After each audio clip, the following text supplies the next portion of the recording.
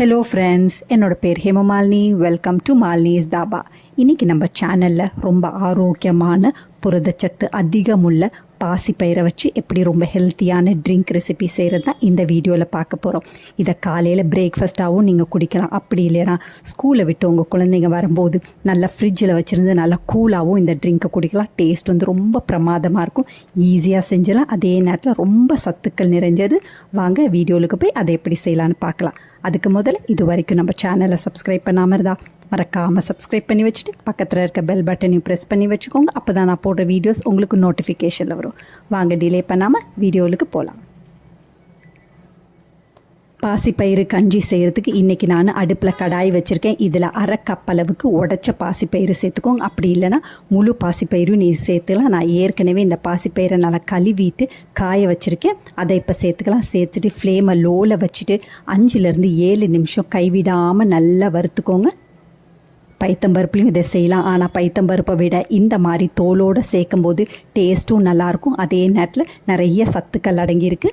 பாருங்கள், இந்த அளவுக்கு நல்லா வறுப்படணும், வாசமும் வரணும், அதே நேரத்தில் நல்ல பொன் நிறமாகணும். அந்த அளவுக்கு வறுப்பட்டோன்னே இப்போ நம்ம அடுப்பை ஆஃப் பண்ணிடலாம். வறுத்து வச்ச பயிர் நல்லா சூடு ஆறணுன்னு சின்ன மிக்சி ஜாரில் சேர்த்துக்கோங்க. சேர்த்துட்டு பல்ஸ் மோடில் 2-3 சுற்றும், நார்மல் மோடில் ஒரு 30 செகண்ட் நல்லா சுற்றுனீங்கன்னா இந்த மாதிரி நல்லா கொரப்பாக வரும். இந்த மாதிரி நல்லா கொரப்பாக அரைச்ச பிறகு இப்போ நம்ம கஞ்சி காய்ச்ச ஆரம்பிச்சிடலாம். அதுக்கு நான் ப்ரெஷர் குக்கர் அடுப்பில் வச்சுருக்கேன். இதில் 3 கப் அளவுக்கு தண்ணி சேர்த்துக்கோங்க. அரை கப் அளவுக்கு பயிர் எடுத்திருந்தோம். அதுக்கு நம்ம 3 கப் அளவுக்கு தண்ணி கரெக்டான மெஷர்மெண்ட். முதல்ல 1 கப் ஊற்றியாச்சு. இப்போ 2வது கப் தண்ணியும் ஊற்றியாச்சு. இது 3வது கப் தண்ணி. இப்போ நல்லா கொதிக்கட்டும். இப்போ பாருங்கள், தண்ணி நல்லா கொதிக்குது. நம்ம கொரப்பாக அரைச்சி வச்சுருக்க பயிரை சேர்த்துக்கலாம். இதையும் சேர்த்துட்டு நல்லா கலந்து விட்டுக்கோங்க. அங்கங்கே கட்டி ஃபார்ம் ஆகாமல் நல்லா கலந்து விட்டுக்கோங்க. கலந்து விட்டுட்டு ப்ரெஷர் குக்கர் மூடியை போட்டுக்கோங்க. லேசாக ஒரு பிஞ்ச் அளவுக்கு உப்பையும் சேர்த்துக்கோங்க. சேர்த்துட்டு மூடியை போட்டு 4-5 விசில் வர வரைக்கும் வெயிட் பண்ணுவோம். அதுக்கு பிறகு ப்ரெஷரெல்லாம் நல்லா ரிலீஸ் ஆனோன்னு ஓப்பன் பண்ணி பார்த்துடலாம். பயிர் 5 சவுண்டு வர வரைக்கும் நல்லா வெந்திருக்கு. இப்போ ப்ரெஷரும் நல்லா ரிலீஸ் ஆகிடுச்சு. இப்போ ஓப்பன் பண்ணிடலாம். இப்போ கரண்டியை வச்சு நல்லா கலந்து விட்டுக்கோங்க. இப்போ பயிர் பாருங்கள் நல்லா மலர்ந்து வெந்திருக்கு.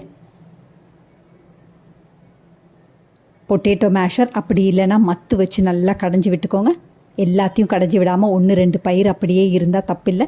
குடிக்கும்போது அங்கங்கே வாயில் கடிப்படும். டேஸ்ட் ரொம்ப நல்லாயிருக்கும். இதில் 1/3 கப் அளவுக்கு நான் கருப்பட்டி சேர்க்குறேன். உங்கள் ஸ்வீட்னஸ்க்கு ஏற்ற மாதிரி கூட்டவோ குறைக்கவோ செஞ்சுக்கோங்க.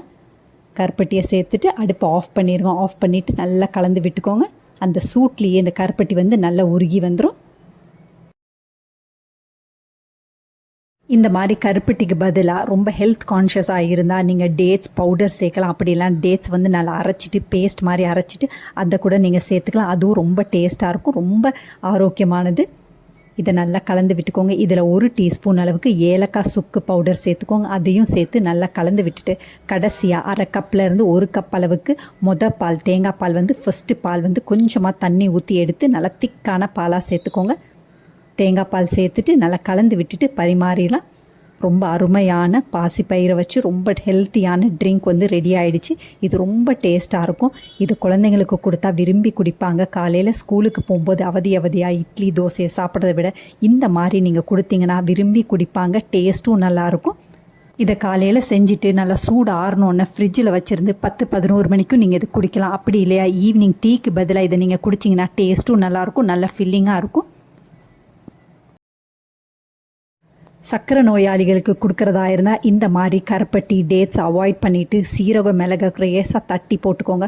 அதுக்கு பிறகு சின்ன வெங்காயத்தை நல்லா பொடியாக நறுக்கி சேர்த்துட்டு கடைசியாக தேங்காய் பாலையும் ஊற்றி பரிமாறினா ரொம்ப டேஸ்ட்டாக இருக்கும். அவங்களுக்கு ரொம்ப ஆரோக்கியமான ஒரு பிரேக்ஃபாஸ்ட்டாகவும் இருக்கும். இதே மாதிரி அளவுகளோடு நீங்களும் இந்த பாசிப்பயிறு கஞ்சியை செஞ்சு பார்த்துட்டு எப்படி இருக்குன்னு கமெண்ட் பண்ணுங்கள். பிடிச்சிருந்தா இந்த ரெசிபியை உங்கள் ஃபேமிலி ஃப்ரெண்ட்ஸோட ஷேர் பண்ணுங்கள், லைக் பண்ணுங்கள், சேவ் பண்ணி வச்சுக்கோங்க. இந்த மாதிரி புரதச்சத்து நிறைந்த ஆரோக்கியமான ட்ரிங்க் ரெசிபீஸ், அதே நேரத்தில் புரதச்சத்து நிறைந்த ரெசிபீஸ் வேணும்னாலும் மறக்காமல் நம்ம சேனலை சப்ஸ்கிரைப் பண்ணி வச்சுக்கோங்க. தேங்க்ஸ் ஃபார் வாட்சிங் ஃப்ரெண்ட்ஸ்.